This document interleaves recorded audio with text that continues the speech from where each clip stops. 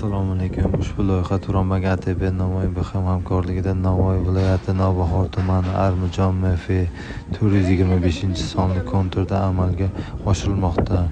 Bu yerda anor ekilgan, maydoni hajmi 10 gektar. Bu yerdagi anorlar zamonaviy usullar bilan parvarishlanmoqda. Hozirda anor ko'chati unib chiqish holatida. Hosilni yetishtirib olish 3 yildan keyin rejalashtirilmoqda. Yetishtirilish jarayonida sug'oriladi, tabiiy va mineral o'g'itlar bilan oziqlantiriladi.